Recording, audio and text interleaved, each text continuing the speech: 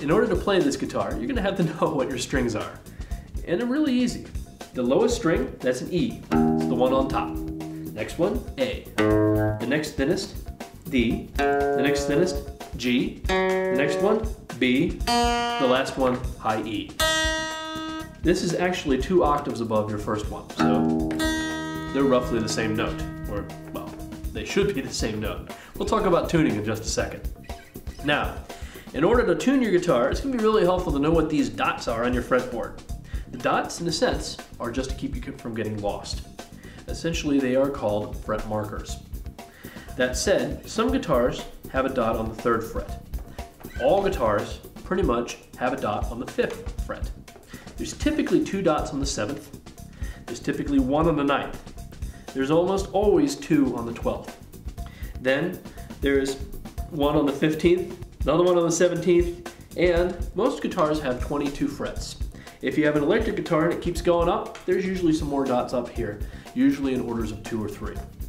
The trick is, the ones with 2 dots typically symbolize octaves, such as, if you're playing this, that's a low E.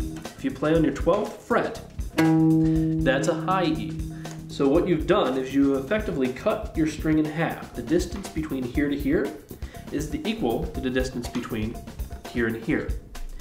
It's just basically math. Really, if you look at your fretboard, you can think of it as one big abacus. Okay, so if you have a chord, you play your guitar and it sounds like this, that means you need to tune your guitar. There's a whole pile of ways to tune it. One of the easiest ways is to tune it manually. Granted, there's a lot of electronic tuners out there. I have an app for that on my iPhone. And you can also go down to the music store. There's a whole pile of electronic tuners that you can even clamp on, plug in, sit next to, and they'll work pretty well. But if you're without a tuner, it's invaluable to know how to just tune your guitar. What you do, 5th fret, that's going to be your key to this. Your 5th fret on your E string is equal to open on your A string. And if they don't sound the same, you need to make an adjustment. Same thing, 5th fret, A string, equals open on your D. 5th fret on your D string equals open on your G. 4th fret, number 4, 4th fret on your G string equals open on your B. It's the only one that's like that. Don't ask me why, it's just part of standard tuning. Also, as a little side note, typically your B string is just a little bit off. I mean, micromillimeters, but it's just a little bit off. And then 5th fret on your B string equals open on your E.